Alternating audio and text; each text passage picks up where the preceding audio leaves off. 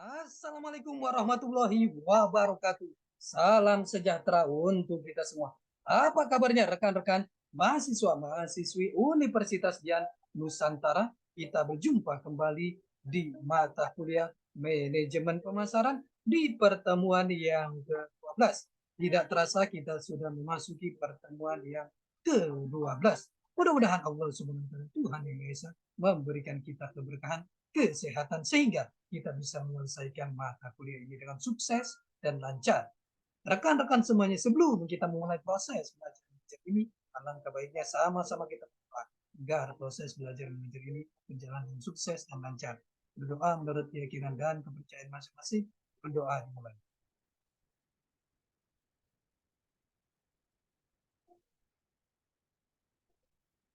Selesai.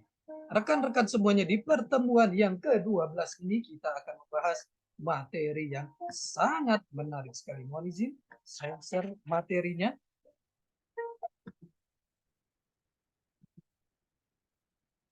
Di pertemuan ke-12 ini kita akan membahas materi mengenai memahami konsep strategi kepuasan pelanggan. Ini adalah materi yang sangat menarik sekali.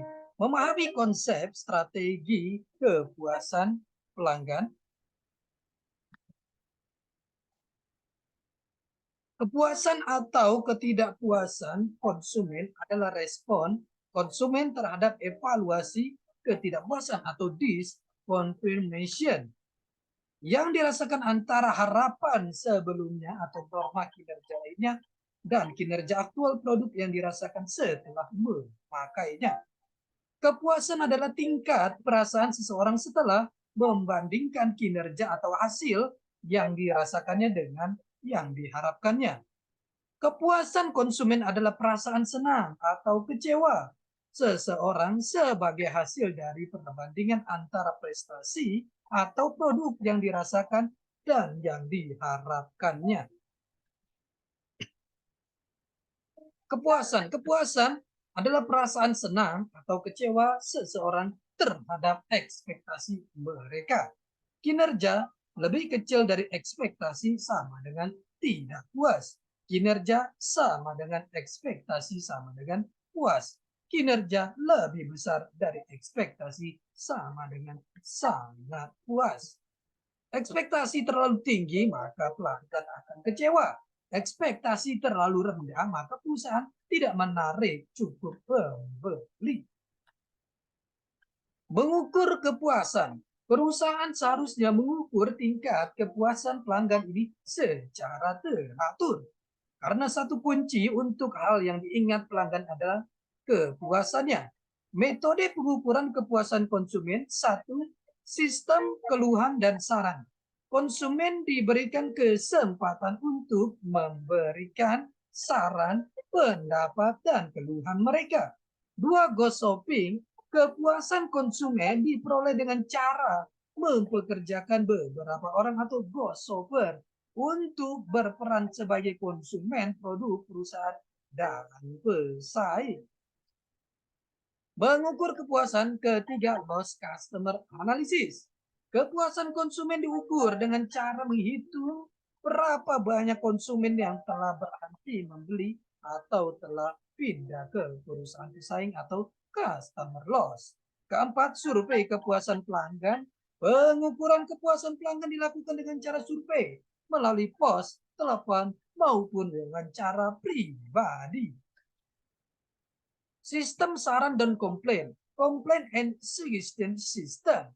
Dengan cara, satu, menyediakan kotak saran. Dua, komunikasi dua arah. Tiga, menyiapkan petugas seperti customer care atau customer complaint, hotline service, layanan 24 jam, telepon bebas pulsa, web dan email untuk usul saran konsumen. Belanja hantu ghost shopping. Satu, perusahaan dapat mengirim orang untuk berbelanja ke perusahaan saingan untuk mencari kekuatan dan kelemahan produk dan pesaing. Dua, perusahaan juga dapat berpura-pura sebagai pembeli misterius dan berbelanja pada perusahaan sendiri untuk mengetahui bagaimana para karyawannya melayani pembeli, menerima telepon pelanggan, menyelesaikan komplain dan keluhan dari para pembeli. Analisis kehilangan pelanggan, loss customer analysis. Satu, perusahaan akan melihat pertumbuhan jumlah pelanggan, naik atau turun.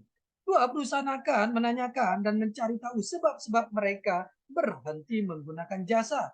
Dengan demikian, perusahaan akan dapat memperbaiki kesalahannya dan meningkatkan pelayanan kepada konsumen.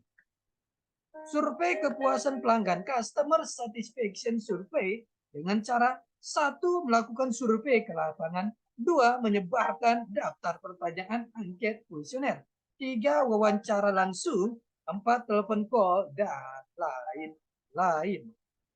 Cara mengukur kepuasan pelanggan. Satu, sistem keluhan dan saran. Berorientasi pelanggan. Menampung saran dan keluhan pelanggan. Komunikasi dua arah secara cepat. Dua, survei kepuasan pelanggan. Satu, survei kepuasan konsumen secara berkala.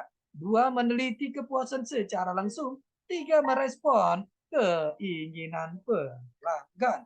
Tiga, belanja konsumen yang misterius atau ghost. Satu, mengkaji kelemahan produk pesaing. Dua, menguji kelebihan layanan pesaing. Tiga, menggali informasi pesaing di lapangan. Empat, analisis hilangnya pelanggan. Lost customer. Satu, menghubungi pelanggan yang berhenti. Dua, menggali alasan pelanggan berhenti. Tiga, memantau hilangnya pelanggan. Fokus utama pada pelayanan barang dan jasa. Satu, responsiveness, ketanggapan, merupakan pemberian pelayanan kepada konsumen dengan cepat dan tepat. Dua, reliability atau kemampuan, merupakan kemampuan memberikan pelayanan yang terbaik sesuai janji yang ditawarkan. Tiga, assurance, jaminan, meliputi kemampuan meyakinkan konsumen untuk memberikan kepercayaan kepada konsumen. Keterampilan dalam pemberian informasi produk, kemampuan penjual terhadap pengetahuan, keramahan penjual terhadap konsumen. Empati merupakan kemudahan konsumen dalam menghubungi penjual dan perhatian penjual dalam melayani konsumen merupakan salah satu dari penilaian empati. Tangible, bukti langsung. Mempertahankan pelanggan. Bagaimana mempertahankan pelanggan? Tujuannya satu, memahami pengertian dan pentingnya kepuasan pelanggan. Dua, memahami apa yang membentuk harapan dari pelanggan. Tiga, memahami pentingnya kualitas layanan kepada pelanggan. Empat, memahami teknik-teknik meningkatkan kualitas layanan dan mempertahankan pelanggan. Kepuasan pelanggan adalah persepsi pelanggan terhadap penyediaan produk atau jasa untuk memenuhi atau melebihi harapannya. Nigel Hill 1996. Dua adalah tanggapan emosional pelanggan terhadap pengalaman konsumsi suatu produk atau jasa. Will Kay. Tiga, kepuasan pelanggan terjadi apabila pelayanan yang diberikan sesuai atau melebihi harapan pelanggan. Kotler. Pentingnya kepuasan pelanggan. Satu, kunci untuk mendapatkan keuntungan jangka panjang. Dua, penyebab munculnya loyalitas pelanggan. Ketidakpuasan adalah alasan dasar hilangnya pelanggan. Tiga, menumbuhkan citra positif perusahaan. Empat, bentuk keunggulan daya saing yang paling efektif. Ciri utama perusahaan berorientasi pelanggan. Satu, bisnis apapun diberlakukannya sebagai bisnis jasa. Dua, jasa tidak bisa dipisahkan dari bisnis apapun.